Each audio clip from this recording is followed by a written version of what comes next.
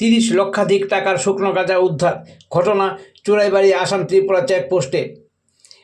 ঘটনা সম্পর্কে জানা যায়, আগরতলা থেকে গুয়াহাটি অভিমুখী AS-17C/6042 নম্বরের একটি 12 চাকার লরি চুরাইবাড়ি থানার সামনে আসলে নাকা পয়েন্টে থাকা কর্তব্যরত পুলিশ লরিটিকে সিগন্যাল দিয়ে দাঁড় করায়, কিন্তু পুলিশের সিগন্যাল দেখে চালক লরি ফেলে পালিয়ে যায়। পরে লরিটিতে তল্লাশি চালিয়ে লরির কেবিনের উপরের গোপন কক্ষে গাঁজার সন্ধান পায় police.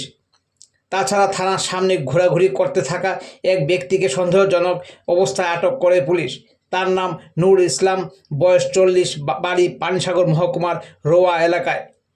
Police super Bhanupada Chakraborty এবং ধর্মনগর মহকুমার DCM ঘটনাস্থলে আসলে আটক করা লরি থেকে গাঁজার প্যাকেটগুলো নামানো হয়।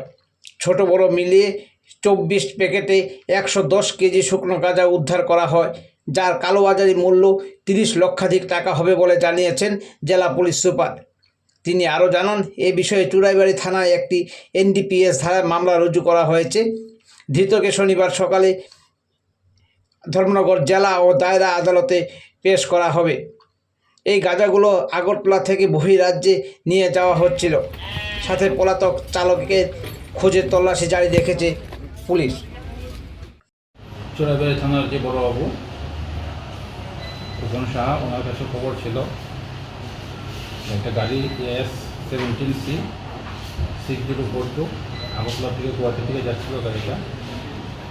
সেই গাড়িটাতে গাঁজা, সেই খবর উপর ভিত্তি করে যে এখানে নাকা পয়েন্টে, চুরাইবাড়ি নাকা পয়েন্টে তল্লাশি হয় গাড়িতে।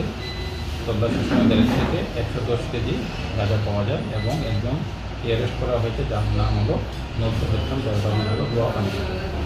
একটা NDPS কেস হয়েছে চুরাইবাড়ি থানাতে এবং মামলা তদন্ত করেছে। প্রায় 30 থেকে 33 লক্ষ টাকা হবে। CCTV ক্যামেরায় এটাই আছে, এগুলো রেকর্ড আছে। সেটা মামলা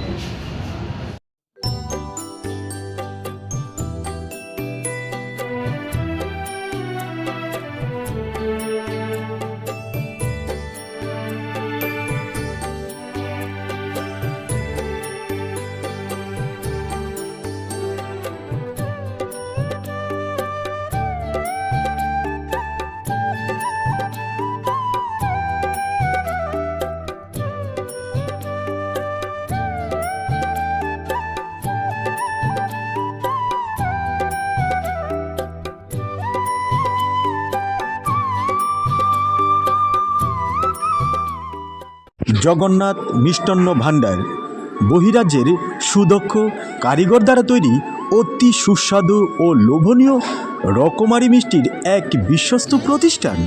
পুরাতন motor stand, Deendayal market complex, Dharmanagar, উত্তর ত্রিপুরা।